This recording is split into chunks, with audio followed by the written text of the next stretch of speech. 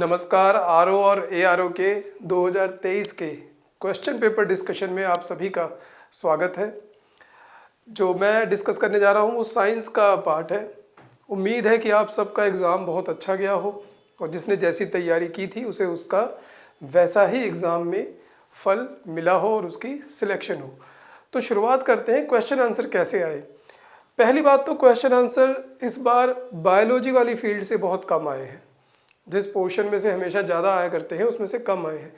आए तो उतने ही है, 10-12 की एवरेज आती है, उतने ही आए हैं, लेकिन बायो का जो पोर्शन है वो कम है। फिजिक्स और केमिस्ट्री का या मिसलेनियस टाइप का कहें वो थोड़ा सा अधिक हो गया है। तो चलिए शुरुआत करते हैं पहले प्रश्न के साथ। प्रथम मानव निर्मित रूबी लेज़र के संदर्भ में निम्न में से कौन सा एक कथन सही है। कोई रूबी लेज़र है, प्रथम मानव निर्मित है, उसमें से कौन सा कथन सही है। तो रूबी लेज़र ने नीले प्रकाश पुंज को उत्पन्न किया था, रूबी लेज़र ने लाल प्रकाश पुंज को उत्पन्न किया था। नीचे दिए गए कूट का प्रयोग करके सही उत्तर का चयन कीजिए। तो रूबी बेसिकली है क्या। देखिए अब तो ये प्रश्न आ गया है, ये कई एग्जामिनेशंस में पहले भी आया हुआ है। प्रश्न ऐसा नहीं है कि बिल्कुल एकदम से कहीं पूछ लिया गया, पहले कई बार आया हुआ है अलग अलग तरह के एग्जामिनेशंस में। तो रूबी एक तरीके का एल्युमिनियम ऑक्साइड होता है जो नेचुरली पाया जाता है, जिसे नीलम कहते हैं। उसमें ये होता है, ये प्रश्न आरओ में काफ़ी बार आया है कि नीलम क्या है। नीलम को अंग्रेजी में सफ़ायर भी कहा जाता है। उसी प्रकार से रूबी भी कहा जाता है। तो रूबी एक तरीके से मतलब हो गया कोई मणि, तो उससे कोई चीज़ निकाली गई। तो प्रश्न है कि रूबी लेज़र ये 1960 में सबसे पहले, अभी आ ही गया है तो इसके बारे में 2-3 फैक्ट्स देख ले। 1960 में एक व्यक्ति थे थियोडर मियामैन, तो इन्होंने सबसे पहले इसको प्रयोग किया। इन्होंने एक लेज़र निकाली, उसका इन्होंने रंग चेक किया वो क्या है। तो इन्होंने यूज़ क्या किया, इन्होंने किया एक रॉड यूज़ की, क्रिस्टल रॉड। किसकी बनी हुई थी, इसी रूबी की, जिसमें था एल्युमिनियम ऑक्साइड। और इन्होंने क्या किया कि 0.5% को क्रोमियम ऑक्साइड भी मिला दिया। उसके बाद इन्होंने पूरा वो सेटअप बनाया, उसमें से लाइट डाली गई, उसने इसके इलेक्ट्रॉन को चार्ज किया। वो बहुत टेक्निकल है। इलेक्ट्रॉन को चार्ज किया, फिर उसमें से इलेक्ट्रॉन की एनर्जी निकली। फिर वो एक सिस्टम है जिसको कहेंगे ऑप्टिकल रेजोनेटर, उसकी डायग्राम दिखा देते हैं। तो इस तरीके का, इसमें से वो बार बार रिफ्लेक्ट होगी, इधर से बाहर नहीं जा सकती क्योंकि ये क्या है, फुल्ली रिफ्लेक्टिंग मिरर है, ये पूरा रिफ्लेक्ट करेगा। ये है पार्टली, थोड़ा सा, थोड़ी सी जगह, तो रिफ्लेक्ट करते करते करते फिर एक बाहर किरण निकलती है। जो किरण निकलती है उसकी वेवलेंथ है 680 नैनोमीटर। तो जिसने भी विजिबल लाइट वाला इलेक्ट्रोमैग्नेटिक स्पेक्ट्रम पढ़ा होगा उसे पता है कि ये विजिबल लाइट है। जिस प्रकाश में हम देखते हैं, जिसे वाइट लाइट भी कहा जाता है। और 680 नैनोमीटर की बात है, इसका मतलब कि हायर स्ट्रेंथ में जा रही है, आगे वाली तरफ जा रही है, यानी कि विबग्योर के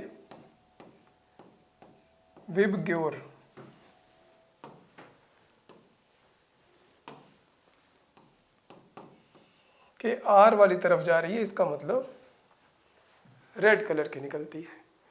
तो इसमें जो बेसिक प्रिंसिपल है वो बहुत कॉम्प्लिकेटेड सा है। इलेक्ट्रॉन वगैरह को एक्साइट किया जाता है, फिर वो जब वापस आते हैं तो रेडिएशन देते हैं, करते कराते जो सारा प्रिंसिपल है उसमें जो लाइट निकलती है वो लाल रंग की निकलती है 680 नैनोमीटर के पास। और जो लाइट निकालता है पार्टिकल वो रूबी एज सच नहीं है, उसमें जो क्रोमियम है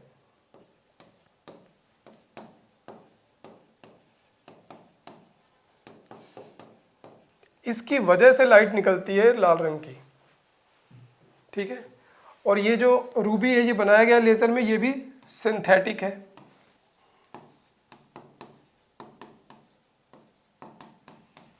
तो सिंथेटिक बनाया गया है, क्रोमियम ऐड किया गया है, क्रोमियम एक्साइट होकर कलर निकालता है जिससे कि वो लाल रंग आता है, जो कि 694 वेवलेंथ उसकी कही जाती है। 6 जो मैंने 80 लिखा वो सारी रेंज रेड की है, पर्टिकुलरली अगर आए तो 694 नैनोमीटर के आसपास उसकी वेवलेंथ है। तो इसका आंसर हो गया यानी कि ओनली 2, इसकी ऑप्शन है ए। ठीक है, इसमें इतना ही, आगे बढ़ते हैं। उम्मीद है जिसने कहीं ये क्वेश्चन पढ़ा होगा या समझा होगा तो वो कर दिया होगा। ये प्रश्न ठीक ठाक है, ये इससे मिलते जुलते किए भी होते हैं, ये आते भी रहते हैं। बंद शीशे की खिड़कियों एवं दरवाजों वाली कार में यात्रा करते समय व्यक्ति आकाशीय बिजली के आघात से सुरक्षित रहते हैं। तो जब भी हम इसको पढ़ते हैं, जो तड़ित चालक वाला थंडरस्टॉर्म वाला चैप्टर, वैसे ये पार्टली ज्योग्राफी का भी है, पार्टली साइंस का भी है, तो वहाँ पर लिखा होता है कैसे कैसे बचना है।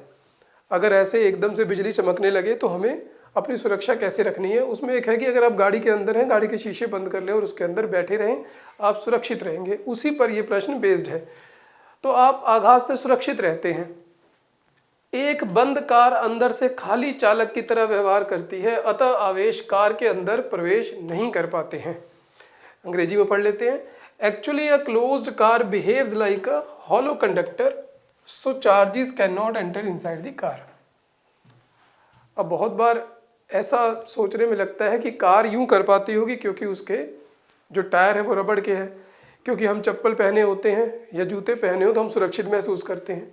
लेकिन यहाँ पर वो कंसेप्ट नहीं है। अगर ऐसा हो तो आप केवल कार के अंदर सुरक्षित ना हो, आप मोटरसाइकिल पर भी सुरक्षित हो सकते हैं, साइकिल पर भी सुरक्षित हो सकते हैं। लेकिन साइकिल और मोटरसाइकिल पे हम सुरक्षित नहीं हैं क्योंकि टायर तो वहाँ पर भी हैं। तो टायर का कोई ऐसा जिसमें रोल नहीं है। टायर कितने भी स्ट्रांग हो, अगर ये क्लोज्ड नहीं होगा तो क्या होगा, आपको नुकसान पहुँचेगा। तो ये जो प्रिंसिपल पर बेस्ड है वो माइकल फैराडे ने बनाया था।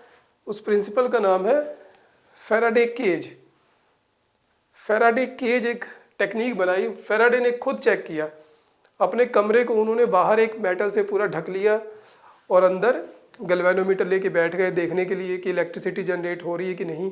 बाहर पूरी इलेक्ट्रिसिटी जनरेट की, अंदर नहीं आई।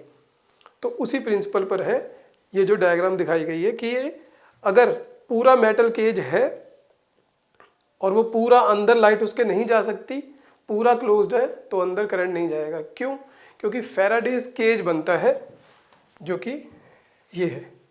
ये मेटल वॉल है, यानी कि आपकी कार है पूरी क्लोज्ड है, वहाँ पे स्पेशली क्लोज्ड शब्द पे फोकस किया गया है। उससे क्या हो रहा है, मेटल पे अगर बिजली आएगी तो वो कंडक्ट करेगी, लेकिन अंदर पूरा एक केज बन गया उस तरीके से कि यहाँ पर खुद एक चार्ज जनरेट हो जाता है उसके अंदर वाली सतह पर। उससे क्या होगा, जो इधर पॉजिटिव जनरेट हुआ इधर नेगेटिव, उसकी बजाय क्या होता है उसी तरफ ही नेगेटिव चार्ज भी जनरेट हो गया और इधर पॉजिटिव जनरेट हो गया। तो इन दोनों ने एक दूसरे को क्या किया, माइनस कर दिया, यानी कि जीरो कर दिया। तो ओवरऑल चार्ज जो है क्लोज्ड मेटल के बॉक्स के ऊपर क्या होता है, ओवरऑल चार्ज एक तरीके से जीरो हो जाता है। एक हॉलो कंडक्टर बन गया जिसके अंदर कुछ कंडक्ट नहीं होगा, हाँ बाहर जरूर कंडक्ट होगा और वो कंडक्ट होके कहीं निकलेगा, जैसा कि कार में निकलेगा कि यहाँ से लाइटनिंग हुई, ये पूरा चारों तरफ गया, अंदर कुछ नहीं होगा लेकिन नीचे अर्थिंग जरूर हो जाएगी। देखिए टायर का कोई लेना देना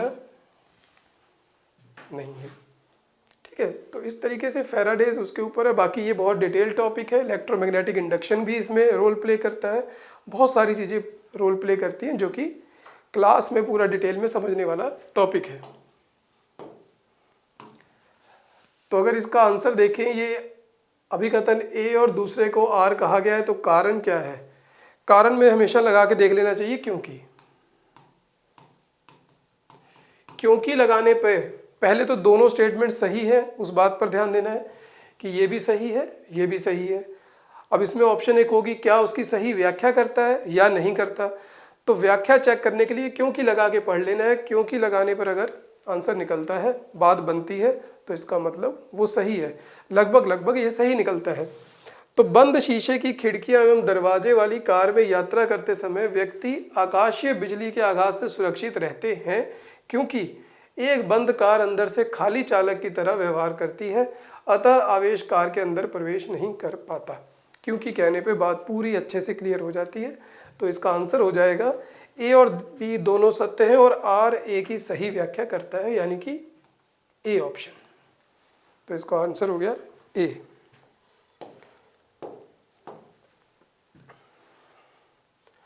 परासरण के संदर्भ में निम्नलिखित कथनों पर विचार कीजिए। तो consider the following statement with in the reference of osmosis की बात हो रही है, परासरण की बात हो रही है। बड़ा अच्छा प्रश्न है, जिसने ऑस्मोसिस को समझ लिया उसमें कुछ नहीं रह गया, क्योंकि फिजिक्स वाले में थोड़ा सा इफ बट रह जाता है, कंसेप्ट क्लियर होने के बावजूद भी घुमाया जा सकता है, लेकिन ये काफ़ी अच्छा प्रश्न है। यदि एक अर्धपारगम्य झिल्ली विलायक और विलयन के मध्य रख दी जाए तो विलायक के अणु इस झिल्ली में से निकलकर शुद्ध विलायक से विलयन की ओर प्रवाहित हो जाएंगे। विलायक विलयन, अब सबसे पहले हल करने से पहले विलायक और विलयन पता होना चाहिए कि विलायक क्या है, विलयन क्या है। तो विलायक होता है सॉल्वेंट, सॉल्वेंट होता है जिसमें किसी चीज को घोला जाए। तो सॉल्वेंट वो बड़ी चीज है जिसके अंदर किसी चीज को घोला गया है, जिसमें घोला जाता है सल्यूट को, जो कि होता है विलेय। ये हो गया विलायक। और जब विलेय को विलायक में घोल दिया गया तो वो बन गया विलयन। तो इस प्रश्न में बहुत ही चालाकी से विलेय शब्द को हटाकर विलयन और विलायक का खेल रचा गया है। ये रही झिल्ली, semi permeable membrane. Semi permeable membrane की खासियत है, ये जल का जब भी बेसिकली डिफ्यूजन है, डिफ्यूजन होता है विसरण। अगर विसरण जल का हो,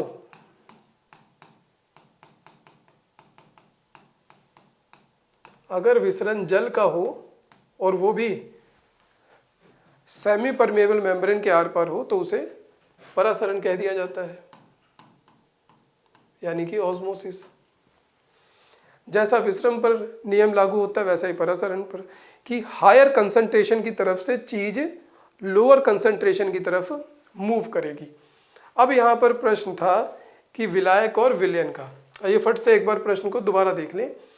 if the semi permeable membrane is placed between solvent and solution, solvent and solution में मेम्ब्रेन लगा दी गई है।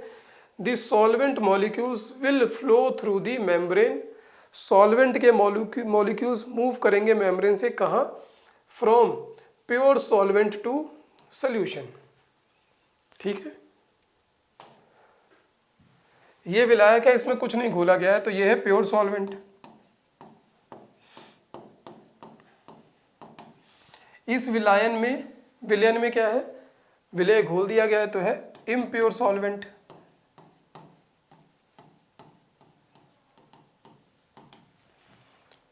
तो जो सॉल्वेंट की कंसंट्रेशन है वो किस तरफ ज़्यादा है, इस तरफ ज़्यादा है, ये प्योर है। किसी भी प्योर सॉल्वेंट की मूवमेंट हमेशा इम्प्योर की तरफ होगी। खास करके याद रखना है जल के कॉन्टेक्स्ट में, अगर इसमें नमक मिला दिया गया है तो इसमें क्या है, विलय मिल गया है। अब यहाँ पर विलायक कम हो गया है मुकाबले किसके, इसके, तो मूवमेंट किस तरफ होगी, प्योर सॉल्वेंट से इस तरफ होगी। तो जो पहली स्टेटमेंट है वो सही है। यदि एक अर्धपारगम्य झिल्ली विलायक और विलयन के मध्य रख दी जाए तो विलायक के अणु इस झिल्ली में से निकलकर शुद्ध विलायक से विलयन की ओर प्रवाहित हो जाएंगे। यहाँ पर लगता है मुझे गलत लिख दिया उन्होंने ट्रांसलेट करने में। If the semi-permeable membrane is placed between solvent and solution, the solvent molecules will flow through the membrane from pure solvent to solution। ठीक है, वहाँ पे शायद कुछ ट्रांसलेशन में गलती है। विलयन के मध्य रख दी जाए तो विलायक के अणु इस झिल्ली में से निकलकर शुद्ध विलायक से विलयन की ओर प्रवाहित हो जाएंगे। तो लास्ट लाइन को पढ़ें, यहाँ पर थोड़ी क्रिया वगैरह में फ़र्क आ गया है। तो क्वेश्चन यही था कि प्योर सॉल्वेंट से उधर को मूवमेंट होगी, तो ये बात बिल्कुल सही है, ये स्टेटमेंट सही है। प्योर सॉल्वेंट में कंसंट्रेशन ज़्यादा है, उधर कम है, तो उधर की तरफ मूवमेंट होगी। The process of flow of solvent is called as reverse osmosis. अब हम इसको मान सकते हैं कि इसी के कंटेक्स्ट में बात कह रहा है, क्योंकि ये अगर एक लाइन का मतलब देखें तो बहुत सारा गलत हो जाएगा, क्योंकि यहाँ पर प्योर सॉल्वेंट नहीं लिखा है।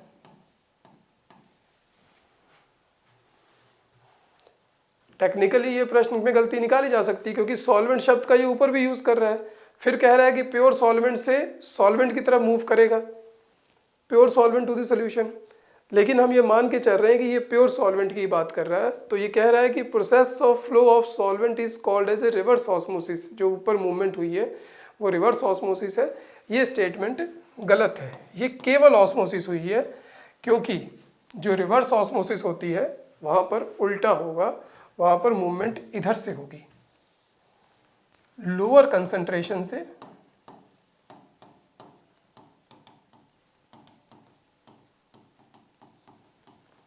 To hire concentration. ये हो रही है हायर से लोअर, ये होगा रिवर्स ऑस्मोसिस, जो काम आता है हमारे जल के शुद्धिकरण में। जो घरों में जल आता है आरओ जल, उससे आप देखिए कि शुद्धिकरण का मतलब कि ज़्यादा नमक वाला पानी होता है, खारा पानी होता है, टीडीएस होता है, टीडीएस को कम किया जाता है और हमें जल मिलता है, तो रिवर्स किया जाता है। वहाँ पर विलयन होता है और हमें क्या मिलता है, विलायक मिलता है। इस तरीके से ऑस्मोसिस में क्या है, प्योर वाटर से सॉल्वेंट से मूवमेंट किधर रहेगी, सॉल्यूशन की तरफ। रिवर्स ऑस्मोसिस में क्या रहेगा, सॉल्यूशन से मूवमेंट रहेगी प्योर वाटर की तरफ, इधर को। तो आर ये होगा, ओ वो होगा। तो हमारा आंसर हो गया इसमें से, करेक्ट निकालना है, करेक्ट केवल एक ही है, ओनली 1।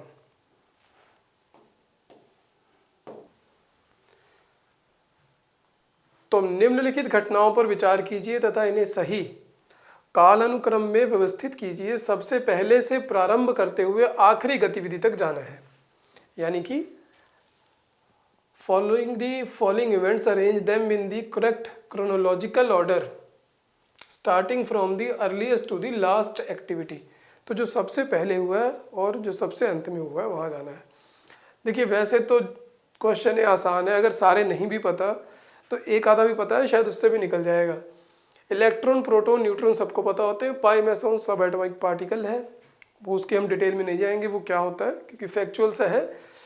तो देखिए सबसे पहले अगर किसी को अगर एक भी पता हो तो क्या निकल सकता है कि न्यूट्रॉन का पता हो, केवल पता लगना इसका जरूरी था मुझे लगता है, पाई मेसॉन का। तो है क्या, इलेक्ट्रॉन की खोज हुई है 1897 के आसपास, प्रोटॉन की उसके बाद खोज हुई है 1917 में, न्यूट्रॉन की हुई है 1932 में और इसकी हुई है सबसे बाद में 1947 के आसपास, जब भारत आज़ाद हो रहा था। तो अगर हम ऑप्शन निकालें तो 3, 4, 2, 1, तो एक एंड में एक ही में है और यही हमारी ऑप्शन भी है, तो बी इसका आंसर है। निम्नलिखित पर विचार कीजिए तथा इन्हें आवृत्ति के बढ़ते क्रम में व्यवस्थित कीजिए। Consider the following and arrange these in the increasing order of frequency. Frequency के बढ़ते हुए क्रम में लगाना है, मतलब कि जिसकी पहले कम है उसको पहले लिखना है, फिर बाद में जाना है। देखिए बहुत अच्छा प्रश्न है ये भी, सब लोग पढ़ते हैं, सब लोग पढ़ाते हैं, लेकिन जिसको याद है वो कर गया होगा। एक्सरे, अवरक्त किरणें, दृश्य किरणें, रेडियो तरंगे। तो इलेक्ट्रोमैग्नेटिक स्पेक्ट्रम है। इलेक्ट्रोमैग्नेटिक स्पेक्ट्रम के एक तरफ क्या है, जो वेवलेंथ है, तरंग दैर्ध्य है, वो ज़्यादा होती है, दूसरी तरफ कम होती है। और जो वेवलेंथ है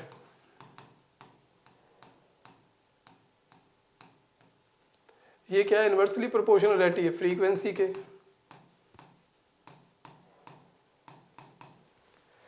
तो जिधर वेवलेंथ ज़्यादा उधर फ्रीक्वेंसी कम है। रेडियो वेव्स की फ्रीक्वेंसी क्या है, ज़्यादा होती है, तो उसकी क्या है फ्रीक्वेंसी, वेवलेंथ ज़्यादा होती है, फ्रीक्वेंसी कम है। तो पहले हम देख लेते हैं उसके स्पेक्ट्रम को एक बार, ताकि एक बार थोड़ा सा आइडिया हो जाए। तो देखिए इस तरफ फ्रीक्वेंसी लिखी हुई है और इस तरफ वेवलेंथ लिखी हुई है। अगर ये 10⁻25 है तो ये 10⁻−15 है। ये इधर को बढ़ती जा रही है, माइनस कम होते जा रहा है, -10, -5, 1 पॉजिटिव होता जा रहा है। ये कम होता जा रहा है। तो ये बढ़ रहा है, ये कम हो रहा है। मोटा मोटा कहने का मतलब कि इधर सबसे क्या है, रेडियो वेव्स। तो रेडियो वेव की फ्रीक्वेंसी क्या हुई, सबसे कम हुई।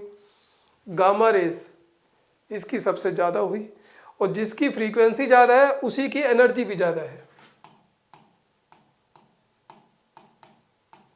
भी अधिक है।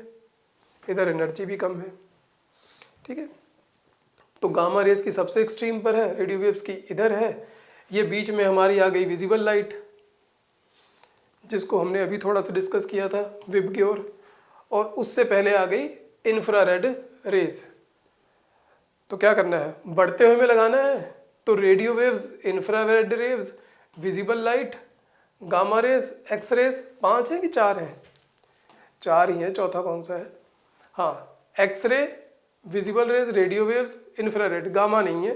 तो सबसे पहले नंबर पे हो गया, हमें बढ़ते हुए लगाना है ना, 4, फिर आ गया 3, 2, 1, 4, 3, 2, 1, ये हमारा आंसर हो गया ए। सबसे पहले रेडियो तरंग, फिर इंफ्रारेड, फिर विजिबल लाइट है, फिर एक्स रेज है। गामा रेज होती तो वो उसके बाद हो जाती। तो ये हमारा फैक्चुअल था, ये भी आसान था। निम्नलिखित में से रॉकेट किस सिद्धांत पर कार्य करता है? ये बहुत बार प्रश्न आया, बहुत कॉमन प्रश्न है। आइडिया है मुझे कि किसी को अगर कंसेप्ट ना भी पता हो तो वो आंसर जरूर कर आया होगा। आरओ के लेवल पे इतना बहुत है, आंसर याद रह जाए। हमें तो सिलेक्ट होना है, ना हमें रॉकेट बनाना है, ना इस प्रिंसिपल को पढ़ना है। तो ये प्रिंसिपल कौन से प्रिंसिपल पर बेस्ड है? Rocket works on the principle of the following: conservation of momentum.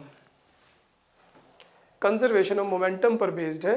इस पे 2 प्रिंसिपल लागू होते हैं, न्यूटन का सेकंड लॉ और थर्ड लॉ, दोनों लगते हैं। प्लस साथ में मोमेंटम का कंसेप्ट भी लगता है।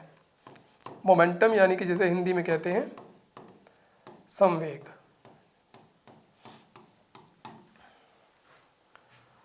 तो संवेग जो होता है वो डिपेंड करता है किस पर? किसी चीज के द्रव्यमान पर और उसके वेग पर, यानी कि P = mv। तो इसमें कई सारे टॉपिक रहते हैं, एक बेसिक सा समझ लेते हैं, बस ज़्यादा नहीं जाएंगे। न्यूटन सेकंड लॉ बताता है कि फोर्स कितनी लग रही है किसी वस्तु पे और उसको कितनी गति मिलेगी, वो बताता है सेकंड लॉ कि फोर्स = मास × एक्सेलरेशन। ये इस तरीके से बताता है। तीसरा लॉ बताता है कि every action has a equal reaction, कि किसी भी कार्य को करने पर वापस एक रिएक्शन आती है और वो उतनी ही फोर्स लगेगी। अगर हमने किसी को ऐसे धक्का मारा है तो उतनी ही जोर से वो भी हमें धक्का लगाएगा जितना हमने लगाया। तो दोनों जो फोर्स होगी क्या होगी, वो भी इक्वल होगी। भले ही उनका जो इफेक्ट है वो अलग अलग आएगा। क्यों? क्योंकि उस पर सेकेंड लॉ लग जाता है, मास वैल्यू करता है। जैसे बंदूक से हमने गोली चलाई तो बंदूक का जो मास है वो अधिक है, गोली का कम है। तो गोली की क्या है, जो एक्सेलरेशन, त्वरण है, वो ज़्यादा हो जाती है। बंदूक भी रिकॉइल आती है लेकिन उसका मास ज़्यादा है तो क्या है, उसकी एक्सेलरेशन कम हो जाती है, क्योंकि दोनों फोर्स बराबर है ना। फोर्स m1 a1 यानी कि जो गन पे लगी, फोर्स m2 a2 जो बुलेट पे लगी, दोनों बराबर हैं, इक्वल एंड ऑपोजिट।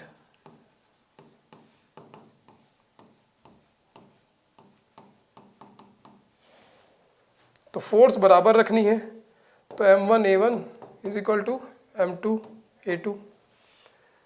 तो अगर किसी का मास ज़्यादा हो जाएगा तो एक्सेलरेशन कम मिलेगी, मास कम रहेगा तो एक्सेलरेशन ज़्यादा मिलेगी, ठीक है। तो इस तरीके का ये कंसेप्ट है सेकंड, इसको हम पूरा नहीं अभी समझ पाएंगे। तो उस पर बेस्ड है। और मोमेंटम पर है कि किसी भी भारी चीज़ का क्या है, मोमेंटम ज़्यादा होता है। जैसे हमारी तरफ रोड रोलर चला आ रहा है तेज़ी से, तो वो अगर हमें टक्कर मारेगा तो हमारा ज़्यादा नुकसान होगा, बजाय कि एक हल्की सी बॉल चली आ रही है वो हमें कम करेगी, बजाय कि बीच में लेदर की बॉल आ रही हो वो हमें और ज़्यादा करेगी, उससे कम करेगी। तो किस पर डिपेंड कर रहा है ये P? ये डिपेंड कर रहा है मास पर और उसकी वेलोसिटी पर। अगर ये रोड रोलर खड़ा है, बुलडोज़र खड़ा है, उसकी वेलोसिटी 0 है, तो मास क्या हो गया 0 मल्टीप्लाई m इंटू 0, मोमेंटम 0, हमें कोई नुकसान नहीं करेगा। लेकिन जैसे जैसे उसका वेग बढ़ता जाएगा, जैसे जैसे मास उसका अधिक होगा तो हमें इफेक्ट करेगा। तो इन्हीं तीनों प्रिंसिपल के ऊपर एक कंसेप्ट निकला, कंजर्वेशन ऑफ मोमेंटम। कहने का मतलब कि जो P है, P1 is equal to M1 V1, P2 is equal to M2 V2, दो बॉडीज हैं, इन दोनों का एक दूसरे पर अगर टक्कर मारती हैं या एक दूसरे से अलग होती है, एक दूसरे पर फोर्स लगाती हैं, तो इक्वल फोर्स लगाएंगी और जो मोमेंटम है वो एक दूसरे के साथ वैसा ही बना रहेगा, चेंज नहीं होगा। M1 is equal to MV और M2 is equal to V2 ही रहेगा। कहने का मतलब दो बॉल अगर आ रही हैं, वो आपस में टकराई और फिर वो वापस चले जाएंगी, उसकी गति उसमें चली जाएगी, उसकी गति उसमें चले जाएगी। ये कंजर्वेशन ऑफ मोमेंटम का कंसेप्ट है। ये उन्हीं दो लॉ से निकला है, इक्वल एंड ऑपोजिट फोर्स वाले से और force into mass into acceleration, जो कि उससे पहले मोमेंटम से निकलता है। तो इसीलिए कह रहा था बहुत बड़ा कंसेप्ट है। लेकिन अगर हम आसानी से इसको समझना चाहें कि कहना क्या चाह रहा है, तो सिर्फ हमें एक ही चीज़ को समझना है, रॉकेट के प्रिंसिपल को। हमने एक गुब्बारा लिया, गुब्बारे में हवा भरी और उसे छोड़ा बिना बंद किए, तो क्या होगा? पहले वो गुब्बारा क्या करता है, धीरे से उसमें से हवा निकलती है, फिर वो धीरे से ऊपर जाता है, फिर एकदम से उसमें से तेज हवा निकलती है, गुब्बारा और तेज़ी से ऊपर जाता है, फिर और तेज़ी से, फिर और थोड़ी ऊपर जाके सारी हवा निकल जाती है, गुब्बारा गिर जाता है। तो वो किस प्रिंसिपल पे था? हवा इधर आ रही थी, बलून ऊपर को जा रहा था, वो कंजर्वेशन ऑफ मोमेंटम था, प्लस न्यूटन का थर्ड लॉ था, इक्वल एंड ऑपोजिट फोर्स थी उसके अंदर। उसी बेस पे रॉकेट काम करता है। जब रॉकेट चलता है तो उसके अंदर एक मास होता है, फिर वो बर्न करना शुरू होता है, नीचे उसके वेलोसिटी बढ़ती है, जैसे गुब्बारे में बढ़ रही थी। धीरे धीरे उसका मास बर्न होता रहता है क्योंकि फ्यूल बर्न हो रहा है, इधर वेलोसिटी बढ़ती रहती है, उतना ही वो आगे जाता रहता है। जितनी इधर वेलोसिटी बढ़ती है जलने से, उतना रॉकेट और आगे जाता है। तो कंजर्वेशन ऑफ मोमेंटम के प्रिंसिपल पर काम करता है। तो बहुत डिटेल्ड टॉपिक है ये, तीनों लॉ समझने और उसके अंदर समझना, तो कंजर्वेशन ऑफ मोमेंटम पे काम करता है। अब एवोगैड्रोस कंसेप्ट है, ये केमिस्ट्री से लेना देना है, ये मॉलिक्यूल से है, इसका यहाँ पर कोई खास रोल नहीं है। Energy conservation, conservation of momentum में मास और वेलोसिटी की बात हो रही है। कंजर्वेशन ऑफ एनर्जी में एनर्जी की बात होती है कि एनर्जी को कन्वर्ट किया जाता है, डिस्ट्रॉय नहीं किया जा सकता। काइनेटिक एनर्जी पोटेंशियल एनर्जी में बदल जाएगी, फिर कोई एनर्जी सन की एनर्जी है वो दूसरी एनर्जी में बदल रही है, सोलर एनर्जी के रूप में यूज़ हो रही है। तो एनर्जी का क्या है, केवल रूप बदल रहा है, एनर्जी लॉस नहीं हो रही, वो अलग नियम है। बर्नौली थ्योरम, ये भी फ्लूइड के रिलेटेड है, प्रेशर के रिलेटेड है। किस प्रकार से फ्लूइड और प्रेशर का काम करता है, किसी चीज़ की मूवमेंट हो तो वहाँ पर क्या है, प्रेशर उसके अंदर कम होता है। तो वो भी डिटेल्ड एक टॉपिक है, ये एरोप्लेन वगैरह में काम आता है, जो उनकी विंग्स वगैरह बनाए जाते हैं वहाँ पर। और भी बहुत सारे काम है, फ्लो ऑफ वाटर देखने में वेंचुरी मीटर होता है, वहाँ पर यूज़ होता है। तो अलग अलग सभी बड़े बड़े कंसेप्ट हैं, लेकिन इसका आंसर कंजर्वेशन ऑफ मोमेंटम है, जो कि बेसिक गुब्बारे वाले एग्जाम्पल से समझा जा सकता है। तो सूची 1 को सूची 2 से सुमेलित कीजिए तथा नीचे दिए गए कूट का प्रयोग कर सही उत्तर चुनिए। सूची 1 सूची 2। तो ये प्रश्न आसान था, लगभग सभी ने कर लिया होगा। तो देख लेते हैं। विटामिन सी सबको पता ही होगा, ये स्कर्वी होती है, ए हो गया इसका। फॉलिक अम्ल, ये एक विटामिन B9 होता है, एक फोलेट, ये उसी का एक आर्टिफिशियल रूप है फॉलिक एसिड, जो बाहर से दिया जाता है। तो इसकी वजह से हो जाता है रक्त अल्पता, यानी कि अनीमिया हो जाता है। तो बी इसका आंसर हो गया। विटामिन ए, विटामिन ए से होती है रतौंधी, नाइट ब्लाइंडनेस हो जाती है। विटामिन B1 से हो जाती है बेरी। तो ए दो जगह कैसे लिख दिया गया, ए यहाँ पर है, विटामिन ए वाला सी है।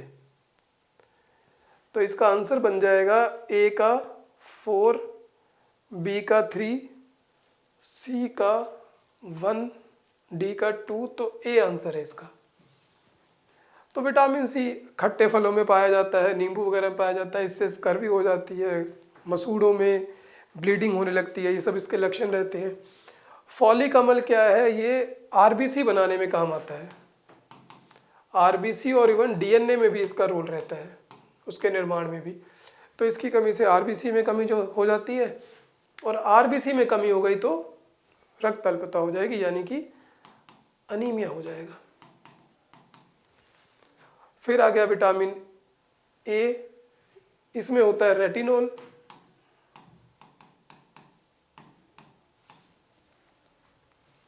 ये एक प्रोटीन, रेटिनॉल एक ऐसी चीज़ है जो कि हमारे आंखों में जो रॉड सेल और कॉन सेल होते हैं वहाँ पर प्रोटीन के साथ लगा होता है रेटिनल करके।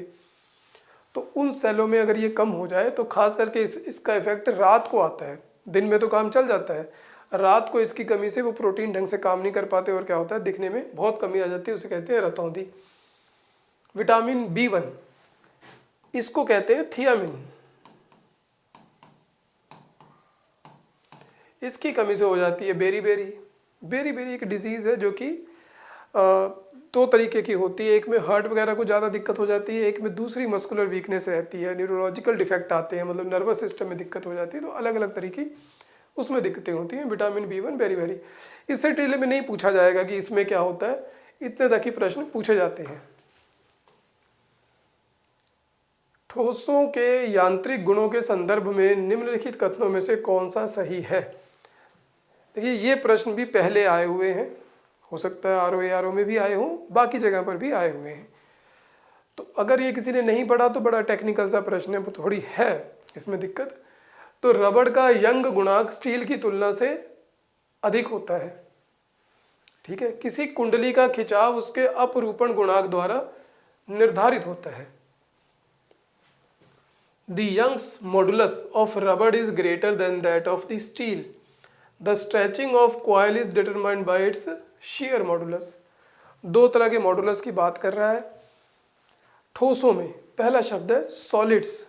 तो सॉलिड की प्रॉपर्टी के बारे में ये चीज़ है, ये कंसेप्ट शुरू होता है इलास्टिसिटी से।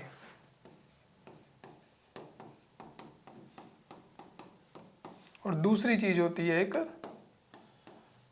प्लास्टिसिटी। इलास्टिसिटी जैसा कि हम आम भाषा में समझ ही पाते हैं कि कोई ऐसी चीज़ जिसको कि चेंज किया, जिसकी शेप को चेंज किया जा सकता है और उसके अंदर ये क्वालिटी हो कि वापस अपने आप दोबारा रीगेन कर जाए अपनी चीज़ को, अपनी शेप को। प्लास्टिसिटी का मतलब हो गया ऐसी सॉलिड हो जिसको हमने अगर जोर लगाया तो वो टूट जाएगा, वो दोबारा रीगेन नहीं करेगा। जैसे कि मिट्टी का पत्थर हो गया कोई, उसको हमने मिट्टी को उठाया और ऐसे दबाया तो वो टूट जाएगा, भुरभुरा जाएगा, लेकिन दोबारा रीगेन नहीं करेगा। तो उस तरीके से बात हो रही। प्लास्टिसिटी ऐसी क्वालिटी हो गई जब वो अपनी शेप और साइज को रीगेन नहीं करेगा। इलास्टिसिटी ऐसी क्वालिटी हो गई सॉलिड की कि अपने साइज को रीगेन करेगा, ठीक है। तो इसी पर ये दोनों चीज़ें बेस्ड हैं। तो ये भी बहुत टेक्निकल टॉपिक है पूरा, कि इसमें स्ट्रेस और स्ट्रेन दो चीज़ें होती हैं। स्ट्रेस होता है एक फोर्स लगाना, जैसे हमने जैसे कहें कि हम एक सोचते हैं कि जो सॉलिड है उसकी शेप को कभी नहीं बदला जा सकता, लेकिन अगर हम स्टील की कोई रॉड लें, हम जो लगाएंगे भले ही वो ना मुड़े, लेकिन अगर बहुत ज़्यादा प्रेशर क्रिएट किया जाए, बहुत ज़्यादा फोर्स लगाई जाए तो उसे मोड़ा जा सकता है। तो इसका मतलब सॉलिड की शेप क्या है, स्टेबल नहीं है, उसको एक्स्ट्रा फोर्स से चेंज किया जा सकता है। तो उसी के ऊपर ये बेस्ड है सारा। ये मॉडुलस जो बात हो रही है, यंग्स मॉडुलस और शीयर्स मॉडुलस। तो इसमें दो चीज़ें होती हैं, स्ट्रेस और स्ट्रेन। स्ट्रेस हो गई एक तरीके की फोर्स, जो फोर्स लगेगी उसे कहा जाता है स्ट्रेस, और स्ट्रेन होता है जो उसके अंदर चेंज आ गया, ठीक है। आसान शब्दों में समझना हो तो किसी फोर्स को लगाने से क्या चेंज आ गया, इसी के बेस पर ये मॉडुलस है, जिसके दो नाम हमने देखे, वैसे तो तीन है ये एक हो गया यंग्स शियर, और तीसरा होता है बल्क, जो अभी हमारे टॉपिक से रिलेटेड नहीं है। तो यंग्स मॉडुलस क्या कह रहा है? यंग्स मॉडुलस कहता है कि क्या स्ट्रेस लगा किसी चीज़ के ऊपर लॉन्गिट्यूडनल, मतलब कोई एक रॉड, जैसे ये पेन है, इसके तरफ एक इधर लगा फोर्स, एक नीचे लगा, इक्वल एंड ऑपोजिट फोर्स लगाई गई तो क्या होगा। तो अगर स्टील पर लगाई जाए तो ये फोर्स है, या स्ट्रेस है स्टील के ऊपर और ये उसके ऊपर स्ट्रेन है। तो अगर स्टील के ऊपर प्रेशर लगाया जाएगा, फोर्स लगाई जाएगी, प्रेशर शब्द कह रहा हूँ, फोर्स लगाई जाएगी, तो क्या होगा, वो बहुत ज़्यादा फोर्स के बाद क्या होगा, मिनिमल चेंज आएगा उसके अंदर। तो यानी कि फोर्स क्या लग रही है, मान लें कि 2000 न्यूटन की फोर्स लग रही है और चेंज उसके अंदर 1 मिलीमीटर का भी नहीं आया, तो यंग्स मॉडुलस क्या हो गया, स्टील का काफ़ी हाई हो गया। भाई नीचे चेंज ही नहीं हुआ, नीचे वाला जब बड़ा ही नहीं होगा तो ऊपर वाली फोर्स बहुत बड़ी रहेगी, फोर्स बड़ी रहेगी तो यंग्स मॉडुलस जो आएगा वो क्या रहेगा, ज़्यादा होगा। यहीं अगर रबड़ होती, उसके ऊपर फोर्स लगाई जाती केवल 20 न्यूटन की, चेंजेस उसके अंदर आते 20 सेंटीमीटर के, हमें कॉन्ट्रेरी वैसे एग्जाम्पल ले रहे हैं, तो यंग्स मॉडुलस क्या होता, 1 रह जाता। तो वो क्या पूछ रहा था, द यंग मॉडुलस ऑफ रबड़ is greater than that of steel. तो यंग मॉडुलस के हिसाब से स्टील की इलास्टिसिटी जो है वो बहुत ज़्यादा है, उसके लिए बहुत अधिक फोर्स चाहिए, और यंग मॉडुलस क्या है, स्टील का बहुत अधिक है। तो ये स्टेटमेंट हो गई गलत। अब आते हैं शियर्स मॉडुलस पे। शियर मॉडुलस क्या कर रहा है, शियर मॉडुलस कह रहा है कि शेप चेंज करने के लिए, अभी तो हमने ऐसे ऐसे फोर्स लगाई थी, एक इधर से एक इधर से, या यंग में दोनों इधर से भी लगाई जा सकती हैं, लेकिन दोनों इक्वल एंड ऑपोजिट हैं, लेकिन लॉन्गिट्यूड लगाई जाएगी। इसमें केवल लेंथ के ऊपर खेल किया जाएगा, शेप के ऊपर कोई खेल नहीं किया जा रहा। शेप उसकी वैसी ही है, ये ऐसी की ऐसी रहेगी, इसको तोड़ा मोड़ा या कुछ और नहीं किया गया है। शियर में क्या है, पैरेलल लगाई जाएगी इधर से, शेप चेंज की जाएगी, चेंज इन शेप।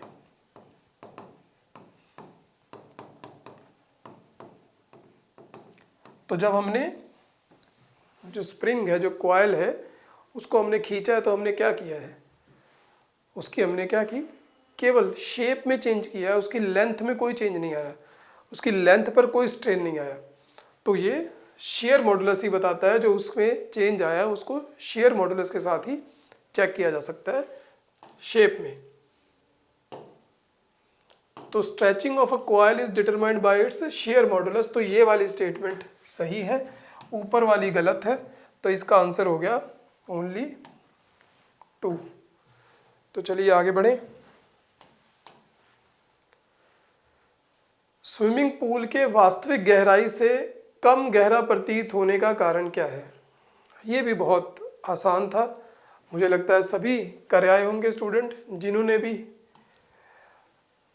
हमसे कोचिंग ली है या कहीं से भी ली है, जो भी देख रहे हैं, ये उनका आसानी से हो गया होगा। अपवर्तन, रिफ्रैक्शन इसका आंसर है। रिफ्रैक्शन में क्या होता है कि जब एक मीडियम से दूसरे मीडियम में लाइट जाती है, खासकर अब पूरा कंसेप्ट है कि ये जैसे वायु है तो ये रेयर मीडियम है, रेयरर मीडियम कहते हैं, मतलब कि डेंस कम है। ये जल है, ये डेंस मीडियम है या डेंसर मीडियम है।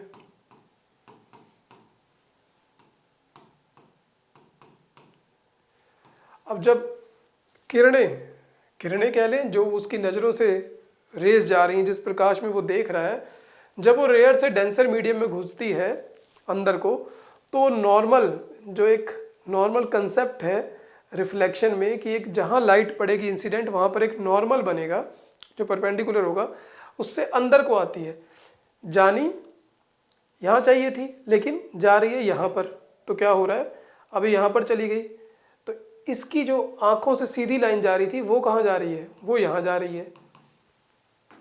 तो इसे अपीयर होता है कि ये चीज़ यहाँ पर पड़ी है, लेकिन यहाँ पर उसकी लोकेशन है, क्योंकि हो क्या रहा है, वो तो सीधा ही देख पाएगा। उसकी आंखों से जाती हुई रेस भले ही मुड़ गई है नीचे को, लेकिन वो मुड़ी हुई नहीं जा रही है। अगर वो मुड़ी हुई जाएगी तो फिर यहाँ पर दिखाई देगा, लेकिन ऐसा नहीं है, उस व्यक्ति को सीधा ही दिखाई दे रहा है, तो उसे यहाँ पर दिखाई देता है। तो पूरा ये रे ऑप्टिक्स का कंसेप्ट है रिफ्रैक्शन का। इसके बेस पर कई सारे और फिनोमिनन होते हैं।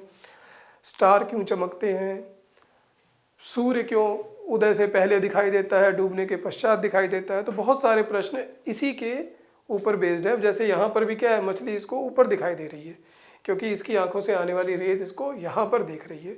उसी तरीके से अगर ये स्विमिंग पूल को भी देखेगा तो भले ही उसकी आंखें ऐसे देखेंगी पानी को, लेकिन उसे यहाँ पर दिखाई देगा, ऊंचा दिखाई देगा, शैलो दिखाई देगा। तो प्रकाश का प्रकीर्णन, ये तो हमें आसमान क्यों नीला दिखाई देता है, ये लाइट स्कैटरिंग उसका फिनोमिना है। रिफ्लेक्शन एक नॉर्मल परावर्तन है, हम अपने चेहरे को इसमें आईने में देख पाते हैं, वो सारे रिफ्लेक्शन के फिनोमिने हैं। तो इसका आंसर हो गया सी। मिनामाटा रोग का कारण क्या है?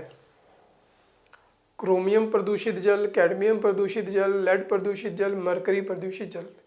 देखिए इफेक्ट तो ये सारे ही करते हैं, सारे ही टॉक्सिक है। अगर इनका जो क्या कहते हैं उसकी मात्रा बढ़ जाए जल में तो सभी टॉक्सिक है मनुष्य के लिए।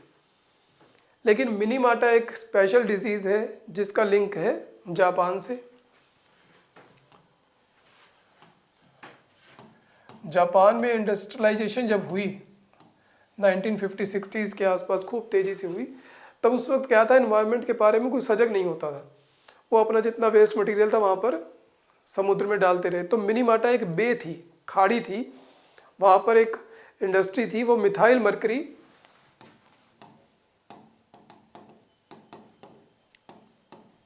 ये बहुत कॉमन प्रश्न है, बहुत बार आता है। मिथाइल मरकरी को उसमें डिस्चार्ज कर रही थी, उसको वहाँ पर रहने वाली मछलियाँ खा रही थी। जापान के लोग मछलियाँ लगातार खाते जा रहे थे, जो उनका एक स्टेपल फूड है। फिर उनको लगा कि हमें तो दिक्कत हो रही है। वहाँ पर ऐसा लगने लगा पहले पहले कि यहाँ पर लोग एक्चुअली क्या है, सेंट्रल नर्वस सिस्टम को मरकरी ख़राब करती है, सोचने समझने की, न्यूरोलॉजिकल डिसऑर्डर। वहाँ पर उनके पालतू जानवर अजीब बिहेव करने लग गए, कोई जा जा के वहीं समुद्र में छलांग लगा दे, सुसाइड कर ले, लोग इस तरह की हरकतें करने लग गए। तब समझ में आया कि कोई चीज़ हो रही है, कोई नुकसान हो रहा है। फिर पता लगा कि ये मिथाइल मरकरी की वजह से हो रहा है जापान में, और उस मिनीमाटा बे के ऊपर इसका नाम रखा गया मिनीमाटा डिजीज़। तो एक तरीके से ये नर्वस सिस्टम को इफेक्ट करती है। तो इसका आंसर है मरकरी पोल्यूटेड वाटर। एक है इसमें कैडमियम पोल्यूटेड वाटर, ये भी जापान में होती है। ये भी वहाँ 1980s के आसपास हुई है। कैडमियम भी इंडस्ट्री से निकलता रहा, किसी ने देखा नहीं नुकसान होगा, उसे कहते हैं itai itai disease. Itai itai इस तरीके से नाम है। तो इसमें क्या होता है, हड्डियों के ऊपर इफेक्ट आता है।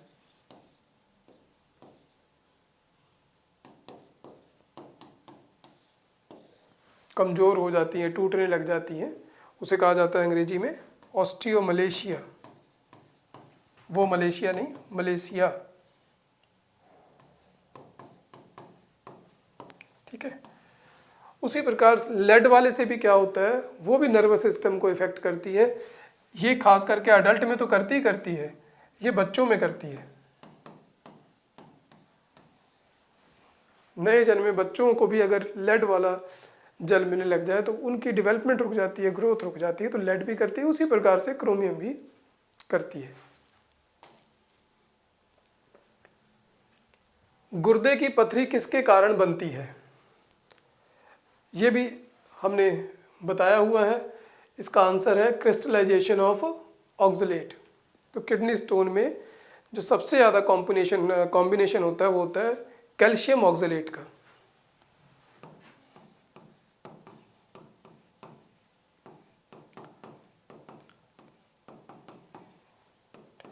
ये एक तरीके के स्टोन होते हैं कैल्शियम ऑक्सलेट, और बीच में कैल्शियम फॉस्फेट भी होता है।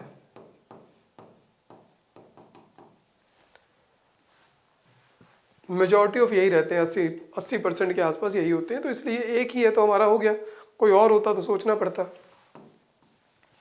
तो दूसरे तरह के होते हैं इसमें स्ट्रोवाइट, स्ट्रोवाइट करके एक और यू भी आएगा।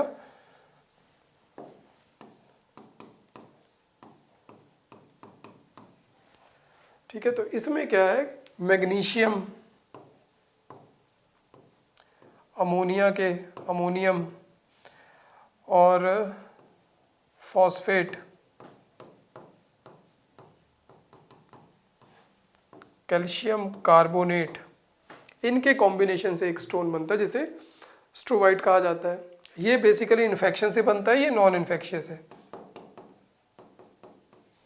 ये कम होता है, ये 9-10% के आसपास है। उसी तरीके एक यूरिक एसिड के स्टोन भी पाए जाते हैं। यूरिक एसिड भी हमारी बॉडी में एक बाई प्रोडक्ट है, यूरिक एसिड, इसके भी पाए जाते हैं, लेकिन मेजॉरिटी ऑफ रहते हैं कैल्शियम ऑक्सलेट और कैल्शियम फॉस्फेट के। तो क्रिस्टलाइजेशन ऑफ ऑक्सलेट इसका आंसर है।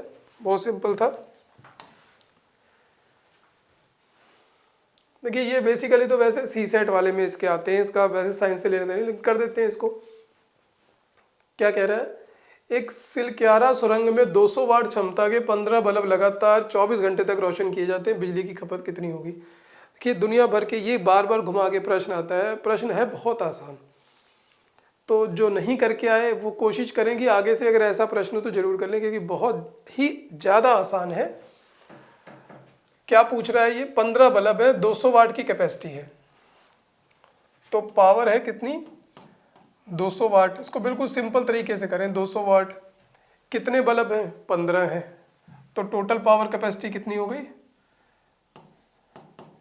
15 दूने 30, 3000 वाट हो गई टोटल। क्या कह रहा है, टाइम कितना हो गया, 24 घंटे चल रहा है। अब देखिए हमारे पास दो ही चीज़ें रह गई हैं, 24 घंटे और 3000 वाट।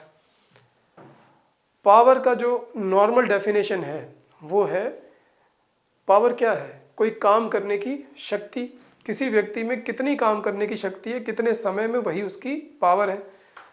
तो पावर क्या है, वर्क या एनर्जी, दोनों एक ही चीज़ें होती है अगर आपने पढ़ा हो। एनर्जी और वर्क की जो यूनिट है वो भी एक है, उनमें कोई बहुत ज़्यादा फर्क भी नहीं है। कितने समय में, हमें क्या पता लगाना है, वर्क और एनर्जी, खपत ही तो पता करनी है, कितनी एनर्जी लगी है। तो E is equal to P into T, 3000 into 24, 24 3 72,000, और ये क्या हो गया, वाट भी हो गया, आर भी हो गया, आ गया ना दोनों, बल्कि ऑब्लिक नहीं आएगा क्योंकि दोनों को मल्टीप्लाई किया हमने।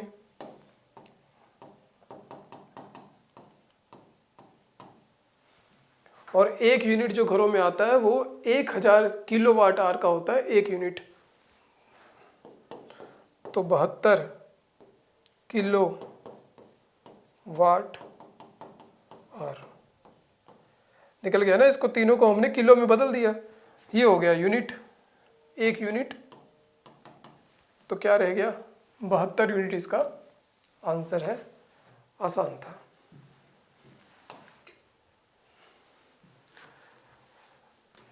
तो इसी के साथ धन्यवाद।